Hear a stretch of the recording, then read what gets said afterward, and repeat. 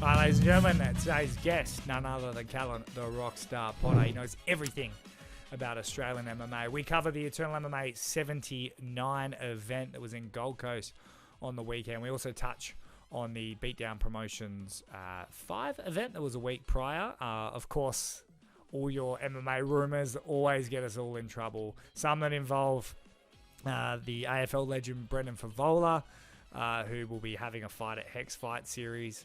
We've also got some Hex Fight Series fight rumours. The Eternal MMA fight, I believe it was Eternal MMA 81 fight that was announced. And then we sort of reported that that fight was not official, despite the promotion saying it was. So look, we tackle all the hot topics. But look, without further ado, let's just get into it. If you're listening to this, you're not into the quick fire sort of interviews, you're deep into the sport. So look, we kick it off with the breakdown of Eternal MMA 79. Please do subscribe on YouTube or follow the podcast on Spotify. Hit me up, Australian MMA _ on Instagram with all your abusive messages. Let me know your thoughts or who you want to hear from next or yada, yada, yada. You know the drill. But ladies and gentlemen, right now, breaking down Australian MMA, it's Callan Potter. Ladies and gentlemen, joining me on the show, none other than Callan The Rockstar Potter. Mate, welcome. Thank you, my friend. Always a joy. Look, you were on holidays. How was it? Amazing. Absolutely amazing. The one thing I keep saying to people, you know, since we've got the caravan, we've been able to travel a few different places. We are very gifted with the amazing country we live in. It sounds very mushy, very Disney, but it is, mate. Some of the places you never hear about and you get to see in our country are just amazing. Have you always been a gypsy? Sorry, a traveller? No, I'm fairly new to gypsy life, and I'm enjoying it. I haven't got any bare knuckle boxing matches yet.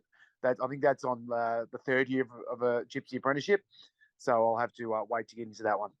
Now, I saw just capping off. I mean, I'm assuming people will skip past the what's Callan been up to stage, but I saw you getting some rounds in with old Lucas, the like and catch you big. I think I saw that. Was that you getting some MMA sparring rounds in? No. I'm very happy that you mistaken me for that's one of our our fighters, Isaac. He's a much fitter and far more aesthetically pleasing man than myself. But wow. No, Lucas is just making sure he's staying in great shape as he always does. Well, the reason is because I saw him take someone down. So I thought immediately, I was like, that's got to be Callan getting taken down.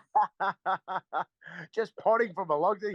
Mate, you had a bad day, all right? Would you like to talk to me about something? No, but mate, we look, first off the rank. I mean, there's some other cards and other rumors and stuff we might talk about, but we got to dive straight into Eternal MMA 79 in the Gold Coast. Now, what were your thoughts on the card? Now, from the outside, there was a lot of whispers about the main event. Overall, I thought the card was very good. Like, I liked the card. Now, I have my questions about the main event. I just want answered eventually, but I'm sure there's reasons for everything. But first of all, give us your summary of the card. Yeah, I'm almost on the identical line. I'm the worst person to ask because as soon as you give me Australian MMA, you know, people punching, I'm going to love it. I like the card itself was great.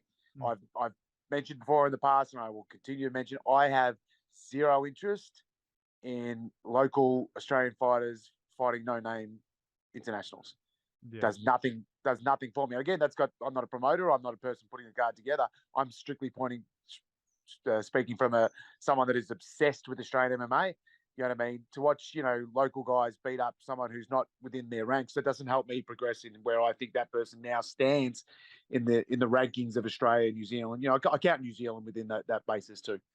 And so I'm going to assume that you found the Ben Johnston, I'm going to get this name correct, Yoon Xiao Shin, that main event, him talking UFC straight after that, you're not on board with that? I'm a huge rap for Ben Johnston. Like, skill-wise, it'd be hard to deny him. You know what I mean? Obviously, a high level of this. But as we talk about, you've got to get the work in.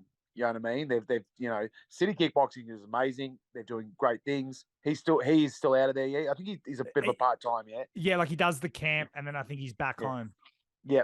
So they're doing amazing things, but I think sadly they've had not all, but some fighters that have maybe been a little bit too quick rush to that stage, and haven't had a chance to work out the nuts and bolts of some of their fight stuff before they get there, and they're getting found out. Once you get there, there's no okay, I've just got to try and fix this part of my game. That's you're in the show now. It's time to go. So everyone up there's a killer. So you want to get tested a lot more locally before you really want to put your name in there.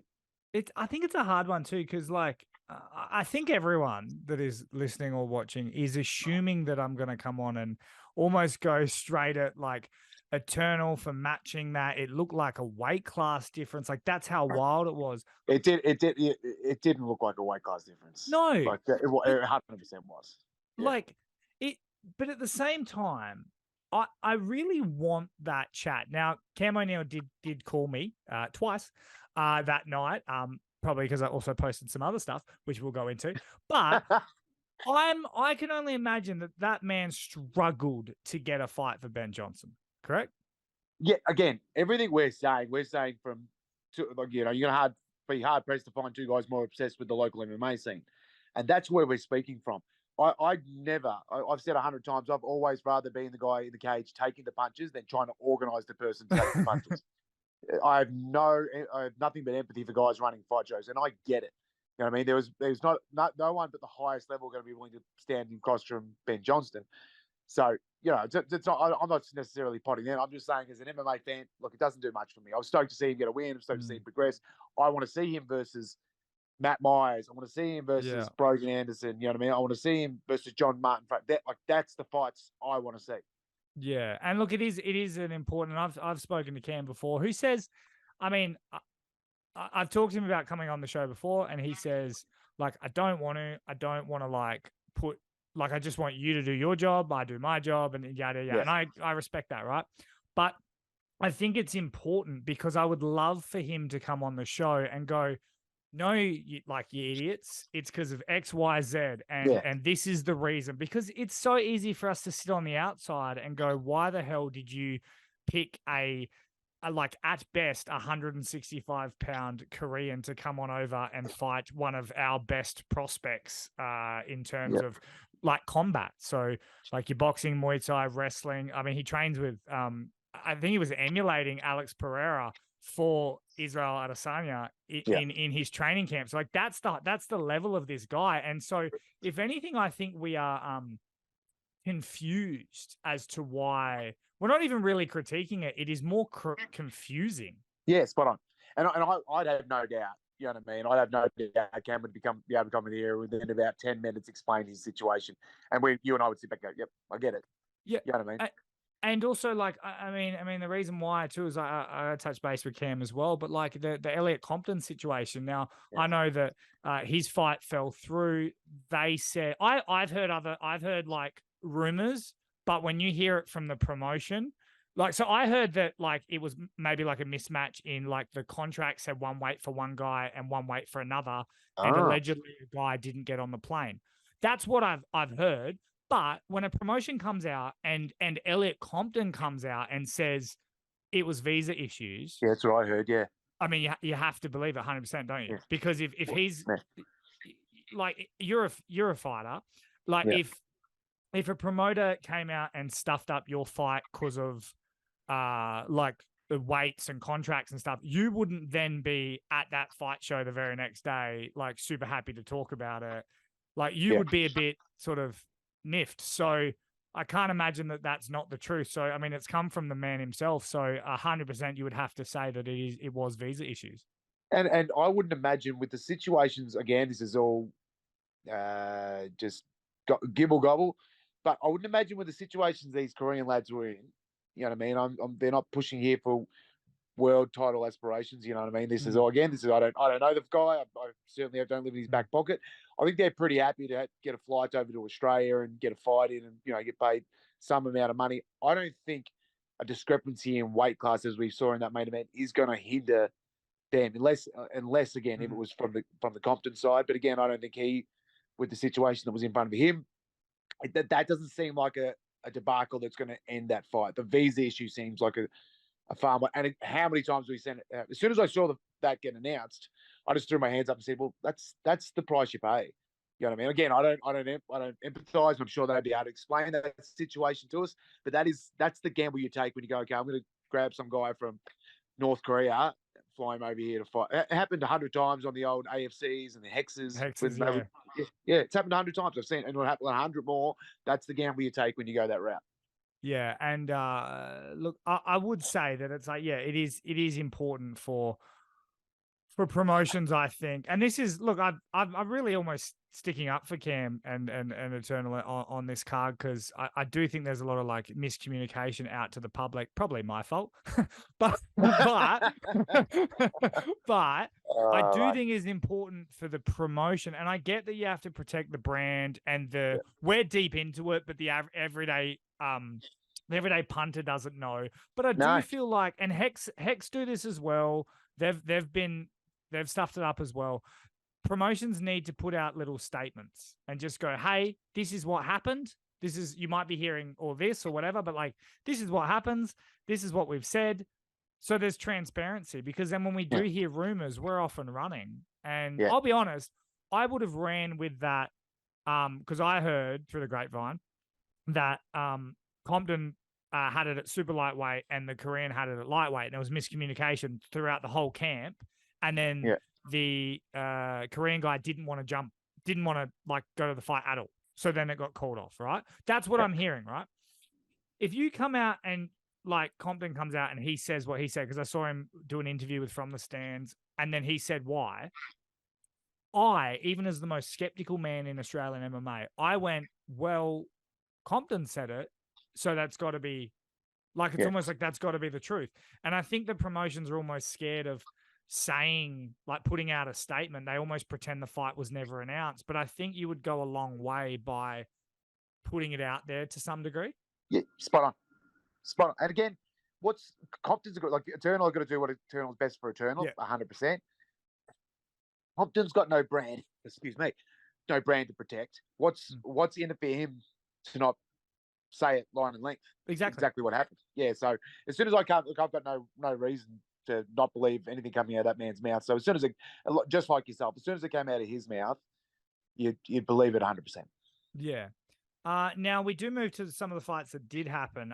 And like I have reached out, by the way, to. It's hard for even just wrapping this topic up. It's hard to reach out to the like to comment on like the Ben Johnston thing, because it's like, I don't know. Like, we don't know, and it is unfair to us, and especially me, for guys that get in the cage to then critique who you fight. So you do have to be careful with that in some degree. And hearing it from you, a man that has been at the highest level, what would be going through Johnston's sort of head? I mean, you take care of business, but it's a fight against a guy that did look like a weight class lower. You're trying to get to the UFC. Like, paint the picture as a fighter. Like, how is Ben sort of handling this right now? Yeah, it's a rough one for him. You don't know the situations, and I imagine particularly the level he's fighting at and the current climate of the sport. Matchmaking's probably not in his hands as much. I'm suggesting between his coaching and management and promoters, they're probably taking care of it. And again, I've never met the man, but from the aura I get off him, he seems like a real, I'm just going to rock up and fight sort of guy. Doesn't matter who you put across from him. He's never ducked a challenge in the past. So I would suggest that however the matchmaking played out, he probably didn't have as much of a part in it. He's just going to rock up and get his job done. You know what I mean? And again, not to, in the same bout as you, I'm an Eternal fanboy. This is certainly not a bashing on Eternal, because every single promotion has done it. And in fairness, Eternal's probably done it the least. This would probably be the first time I reckon we've ever seen it. Yeah, when I saw it announced, I'm like, that's not an Eternal move at all. So, like I said, I think there'd probably be a lot of external factors to why it had to happen that way. And I look forward to whatever Ben Johnson's doing next. He's got those three names we mentioned, those sort of guys. You know what I mean? I've got another name in my head that I wouldn't. It's a little bit of a sidestep, but he looked really didn't look too bad over the weekend. Is Johnston and Stoddart? I would hate to watch either. Oh, I mean, look, here's the thing with Stoddart. Now, I've had him on the show before. Now, training out of SBG in Sydney, his first fight was against Darcy Vendy. So he was 0-0. He took on a guy that was, I think, 4-3, had been around for 10 years. I believe beat Jack Della, who's in the UFC. Yep. That's your first fight, right? That's unfair. As in, like, but you take the fight you can get because no one wants to fight Stoddart, right? Yep. He then goes 0-1, right? No one's going to want to fight Stoddart at 0-1. It's even harder. He then takes on Sam Dobb, who it was incredibly impressive, that fight. But he also, Sam Dobb, and I'm just going to look at now, 3-1 going into that. Like, he needs, I would like Stoddart to fight someone not easier, but like, you know, like, you feel me? Like, we're just throwing him to the wolves. This is almost the dark side or the bad side about the amateur careers. So this is all based off his amateur career. You know what I mean? Yeah. I was across the cage room when he put one of our boys out. I know how good this guy is. So this is like, he's got all this great experience, but he's shown such a prowess in his amateur career that all these heavy hitting pros are like, I don't want to touch him. Yeah. You know what I mean? And now, so he's got to get in there and, like you said, mix it in with the Darcy Vendy on his debut, which is just, like you said, not fair. Not fair, but but I look forward to how he's going to progress. I got some training in while I was away on holidays. Carlson Gracie Jiu-Jitsu in, oh my God, it's going to kill me. The son's going to go somewhere and I can't remember the coaches. I'm so bad. Got CTA, guys, leave me alone. But Sam Dodd trains out there and he was supposed I thought they said he was going to actually be there that day that I was training. So I was looking forward. Sadly, he couldn't make it in on that day, but I was looking forward to having a chat and meeting him. Wow. So good, like Stoddart though. Do you think he's got something? I do. I got to see him up close. He's got such a peculiar body type, which is amazing. But then asking out, he mixed it up with Owen Coughlin. Owen Coughlin's ridiculously high level, everything, and even Owen saying grabbing hold of him, he feels a bit different. Like he feels dense and strong and. Yeah, he's got something, that guy. And the fight that came on just after that also had a very strange moment. George Mangos versus Brogan Stewart. Now, in all your years, mate, now Brogan Stewart knows what he's doing, but in all your years of high-level jiu-jitsu, have you ever just seen someone just try and wait it out? Have you ever seen, it was on one of the fight companions for Joe Rogan, and they were talking about guys that try to defend back chokes by flexing their neck. This guy's obviously listened to that podcast one too many times. I saw what he was trying to do by trying to get guys to go off the front. I get that. But in the process, mate, I get what you're trying to do. But in the process, do you understand you're getting choked unconscious right now? You probably want to pay some attention to that. You know what it is too? If it's me on your back, sure. You know what I mean? Like, you go, yeah, right. George Mangos, who has destroyed people with that rear naked choke, he beat Aaron McConnell with it. It's like, it is a fierce choke. But credit to Brogan. It worked for a little bit. So, mate, I could stand on my head for a little bit too. You know what I mean? Everything's giving the longevity in it.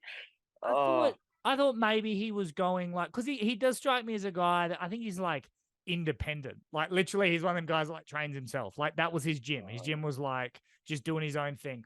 I imagined, I was like, oh, is he maybe, and this is not even a joke. I'm like, was he maybe like a master of breathing? Like, was he one of those like meditation sort of guys? And no, don't laugh. I thought maybe. I hope that's true now.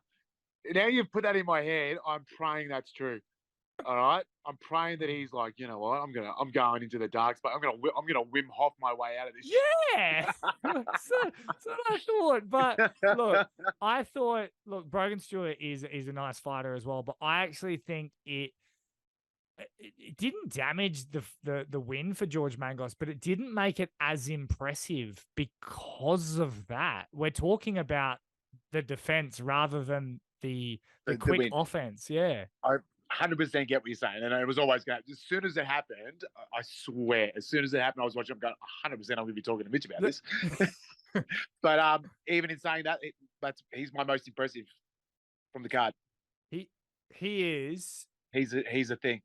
He's definitely a thing. In all the Dellas, Nolans, all those young guys that were looking UFC ready, this kid, I believe, turned 20 today. Like Callan, come on. Jesus. Yeah, he's a thing. So what's he at now? Is that 3-0? 3-0.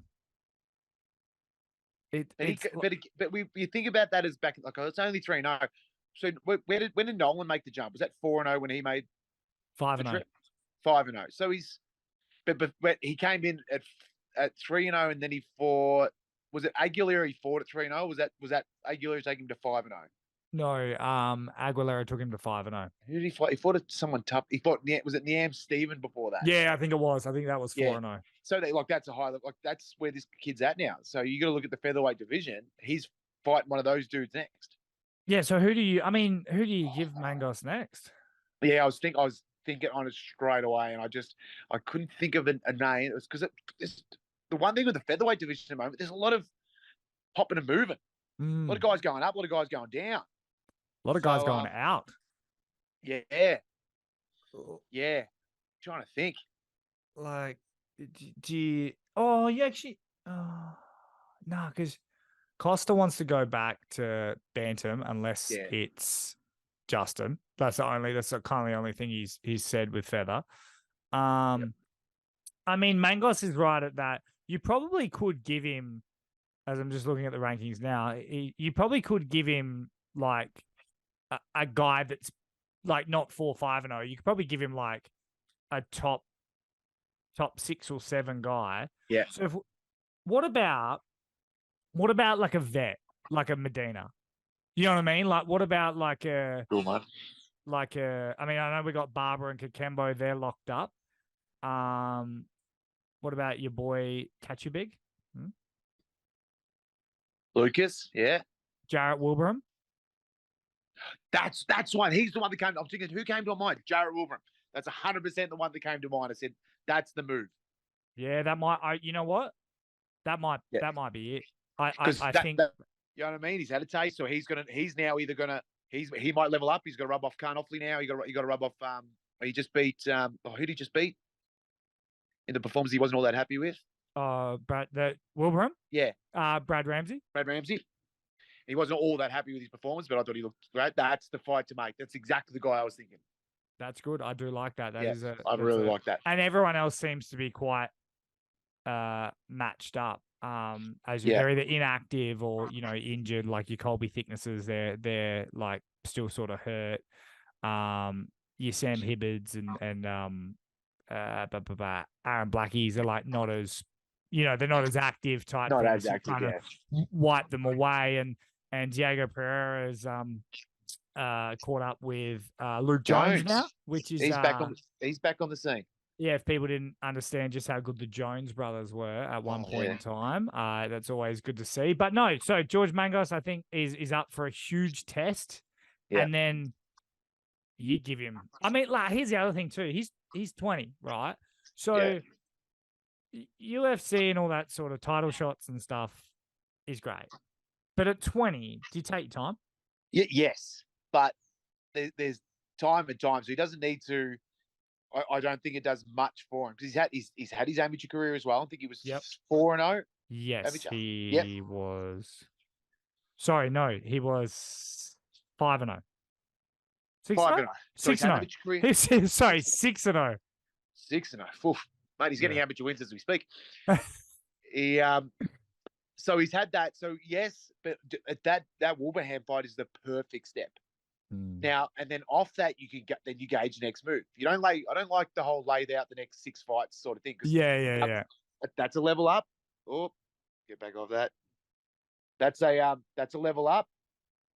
And then you gauge him off that. If he goes out there and backstrokes Willbraham in the first round, well, Willbraham's that good type of fight to give him where he's your top 15, top 10 sort of Yeah. guy. Like you get past him, and he's on his own journey as well. You know, if he puts a few more wins together, then he's all of a sudden at the top. But if you can beat a Willbraham and you get a Mangos, and Willbraham's the type of guy that will take that fight as well.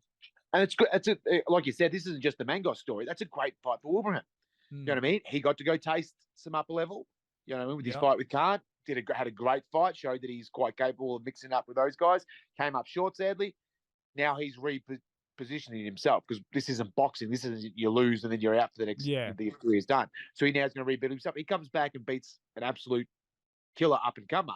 He now bounces back off that and puts himself right up into those title contender fights again. And look, we move on up to. Did you see the Coby Porter, Jordan Thomas? Yeah. Yes. So this wrapping it all in together without moving too fast is Porter is integrated. I believe so. With Adrian Pang. Yes, I believe so. Marfan is Compton. Yep. Yep. Yep.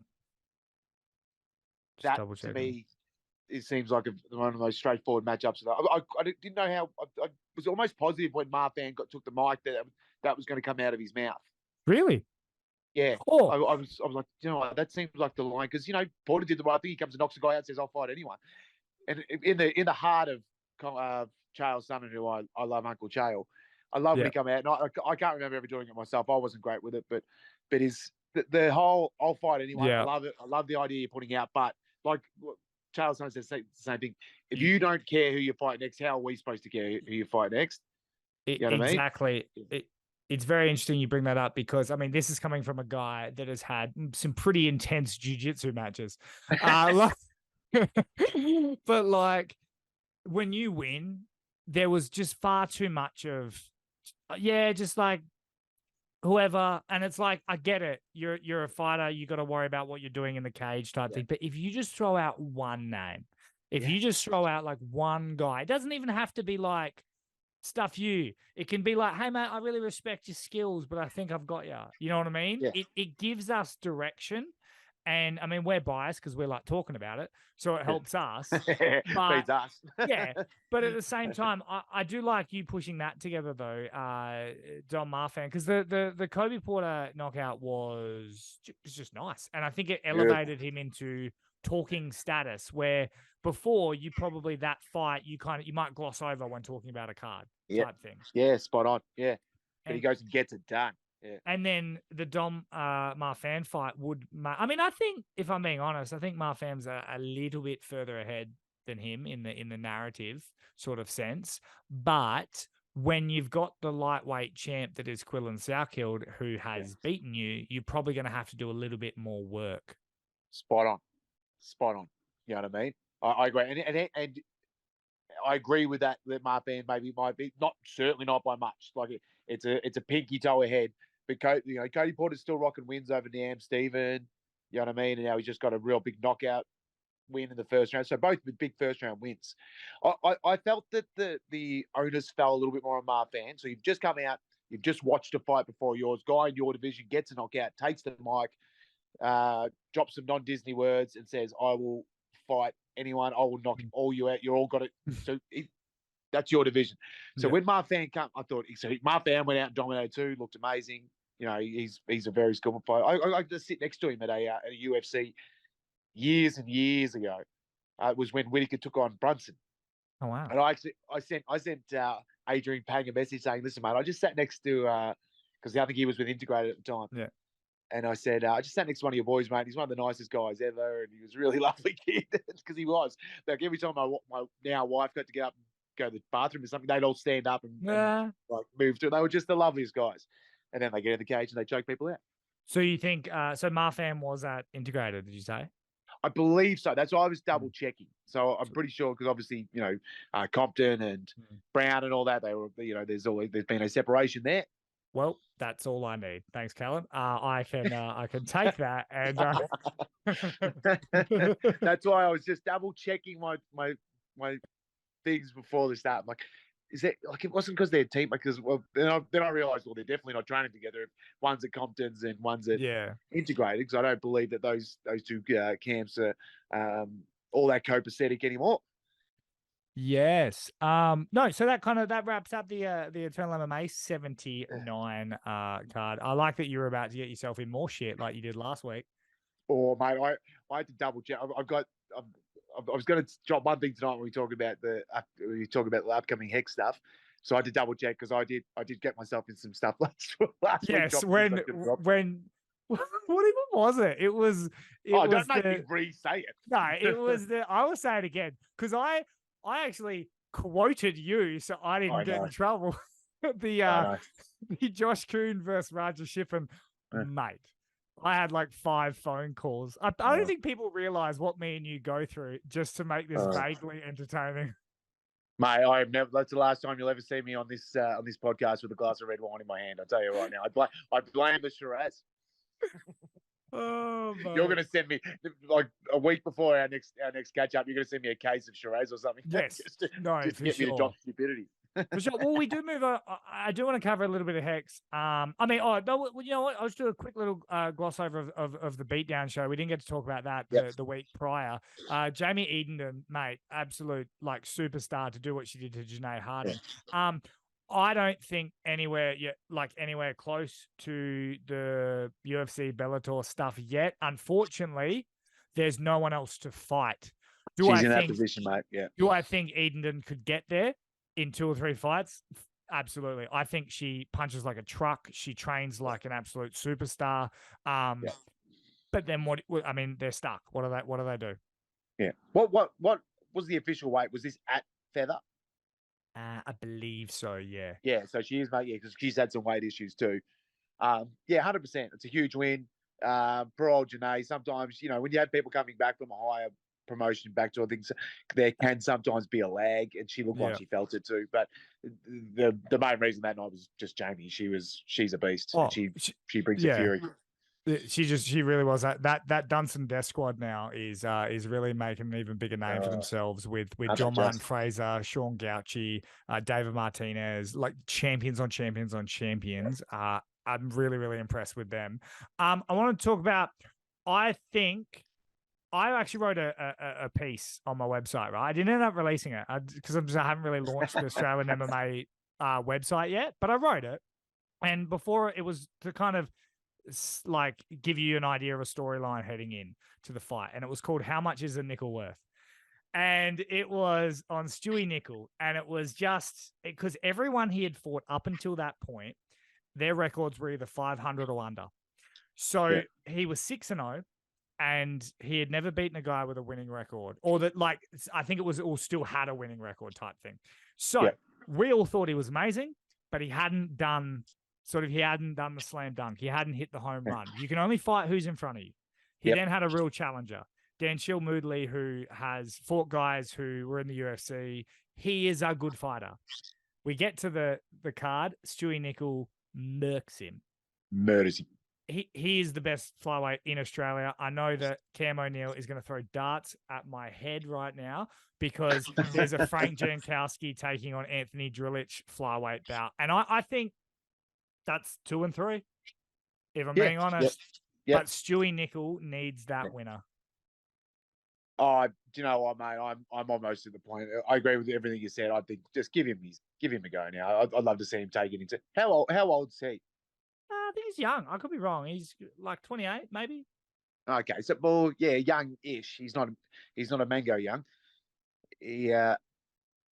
But I'm happy, mate. I'm happy. Let him make a run. Those weight classes, give him the same due as if he was a heavyweight, he'd be signed, and give him the same due as that. You know what I mean? There's just not enough depth. I'll be honest though. I want him. If I can be like super critical on Nicoll, you beat Jankowski or Drilich, you win the other side of Australia. Yeah. Like right now, everyone in Queensland knows you're good.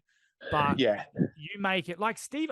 People don't understand this. Steven Erceg was laughed at until he was about 8-1 or 7-1 or something. No one gave him any respect. It was very similar to the Stewart Nicoll thing. Sean Gauci is the most disrespected flyweight so much he had to go to bantamweight. Like we just kind of let them slide and we don't give them their just desserts. So I would actually like Stewart Nicoll to wait around, even if he did have like UFC attention, I would like him to fight the winner of Jankowski and Drillich and then be the king and then just walk around as the king unanimous. Yeah, I agree. I agree totally. Yeah, not saying that would happen, but just doing that. Now, to round out some others, obviously, was there anything else in the beatdown that stood out for you? No, just looking at the Nicoll thing and the Edenden there with the Jimmo ones. I'd love to at some stage find myself up to a show because Damien Brown does everything right. So I love to go check out some of his work. But Yeah. I was wondering whether we were going to touch on the big announcement from Hex on Sunday. Did we come across that, Mr. Tinley? A fan gets to fight Brendan Fevola, AFL legend. Look, I've become a Hex guy, unfortunately. Like throughout this time, I have been very favorable on Hex. I have said this to Jacob, who runs Hex. I get their sideshows. I understand why. I don't like them. No, but I get it. Couldn't word it any better myself, mate. I looked at it and went, I did that. I don't care, but I get it. Yeah. You are going to sell tickets. You're going to make promotions. You're going to put your name out there. Like that's a whole new market. Hey, Brendan Fevola's hopping in a cage and having a cage fight. There's a whole 50,000 AFL markets. What I had to seek permission to say this, and I will. There was almost a very high likelihood that Brendan Fevola was going to have a boxing match with Mr. Daniel Kelly. Really? At one stage. And in the cage. I don't know whether it was going to be in a cage or not, but Dan was working with his management group, and there was some discussion because Fevola put his name out there about wanting to do one of those celeb boxing matches. Yeah, we like it. Like as in we understand the idea of it. It will bring people. Yeah. You can hate it all you like. It will bring people. I don't think Hex. I don't really like them doing it. I think it sets Hex back just a step in terms. But we're coming off the back of. We'll see. I'm leaning towards that too, but I'm gonna wait back and see. Let's see what happens. No, that's fair. That's fair. I just want to touch too on the featherweight Hex title, which is Kaan Ofli, who was briefly announced to fight a man on a Kaan fight in Turkey, which means he's good to go October 28th. Apparently, there was a bit of a shuffle around. He got that opponent got sort of like given Kaan, and then he didn't want it, and all this sort of whole bunch of nonsense. But he's good to go. Now, the question is I can't get any confirmation, but Abdalla Biayda, interim, what are we doing? Got to happen. How does it not? So how much longer? We got a fair bit of time still to get that in the works. If he's obviously good to go, let's get it done. Yeah, it's got to be done. Anything aside, it's just got to be done. And then just as we round this out before I let you go, there was the weird, and I haven't had confirmation on this either, the Justin Van Heerden, Ethan Thomas featherweight title belt with Eternal. What's your thoughts on that fight just in general? It's a dangerous fight. You know what I mean? I love the fact that Van Heerden wants to fight. That's a dangerous fight. Like I said, we both agree he's got the work in. We talked about the work before. Yeah. He's got the work in. It's a dangerous fight. But if you on this local scene, if you ever count out Justin Van Heerden again, you're not paying attention to what's going on. So yeah, look, it's a dangerous fight. It's a dangerous fight. Yes, I'm coming right now. Yeah, we're wrapping it up. I'm sorry. But like to round that thought out, it is. I reported because I got word from Justin Van Heerden that fight wasn't signed. Yeah, I saw you put that, and that makes a lot more sense. Yeah. Yes. Now we will get confirmation on that. Maybe Cam will call me and tell me. Maybe Justin will come and tell me. I've asked Ethan to come on the show. That's twice now. That's technically happened to him. Come, guys. Look, there's a lot going on. Callan The Rockstar Potter, mate. I will let you go before you get divorced. Thank you so much for your time. Thank you very much, mate. See you guys soon. Take it easy, brother.